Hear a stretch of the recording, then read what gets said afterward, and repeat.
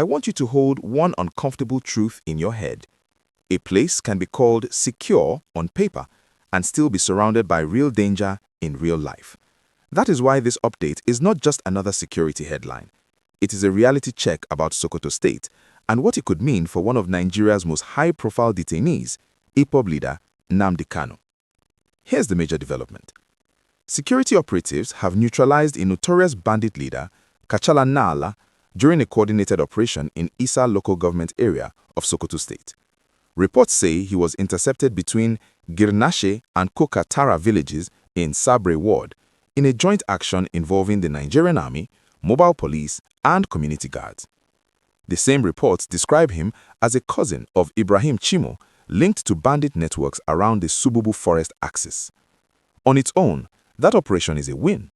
Communities in the northwest have suffered for too long, and any serious blow against bandit commanders matters. But here's where the story gets heavier. Sokoto is the same state where Nnamdi Kanu was moved after a federal high court in Abuja sentenced him to life imprisonment on terrorism-related charges on November 20, 2025.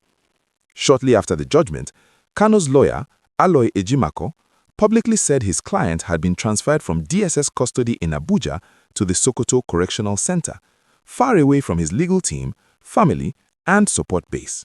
From that moment, Kanu's detention stopped being only a legal story. It became a security argument. His camp called the transfer reckless, saying you cannot take a politically sensitive, high-value detainee far away from his lawyers and family into a state facing bandit threats and then tell people to relax. Now, let's be factual about what the court has done so far. On December 8, 2025, Justice James Omotosho of the Federal High Court in Abuja declined Kanu's request to be transferred from Sokoto to a custodial facility closer to the FCT or neighboring areas like Suleja or Kefi. But the key detail is this. The judge's main issue was procedure. The application was brought as an ex parte motion.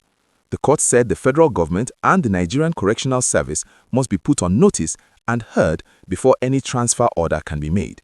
The matter was adjourned to January 27, 2026 for the motion to be heard properly. So the court did not close the door forever. It simply refused to make a big order without hearing the other side. Now, enter today's bandit story. If a kingpin like Kachalla Na'Allah could operate in Sokoto State until security forces tracked and neutralized him, it tells you one simple thing. The security battle in Sokoto is active.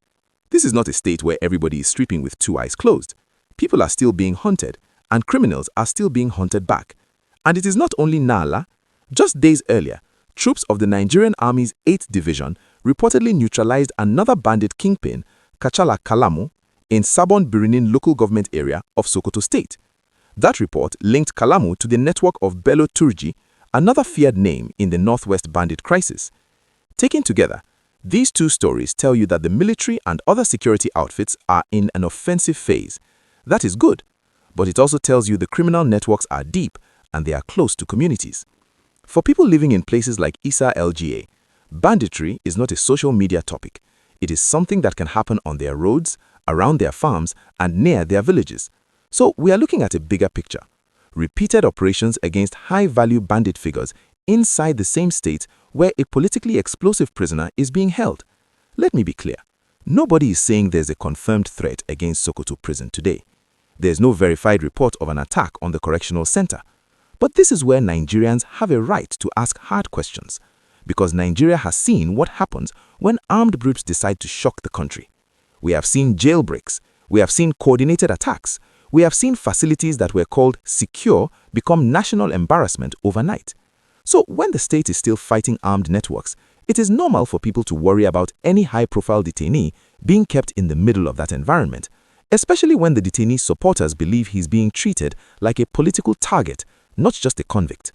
Now, the government side will say, we moved him for security reasons, and Punch reported that after Kanu's conviction, the trial court held that Kuje Custodial Center in Abuja would not be suitable for him, which was part of the reason he ended up in Sokoto.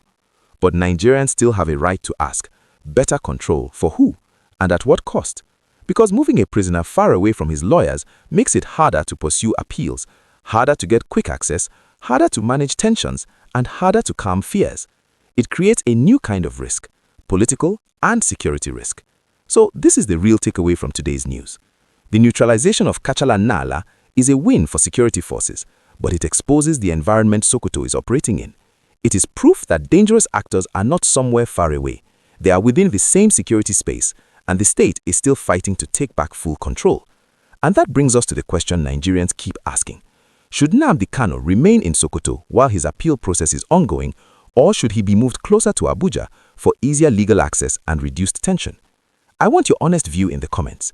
Is this Sokoto transfer a smart security decision or an unnecessary risk? If you want more Nigeria trending stories explained with clear facts and strong context, subscribe to Fact Analysis Zone. Like this video, share it, and turn on notifications, because the next court date and the next security update will matter.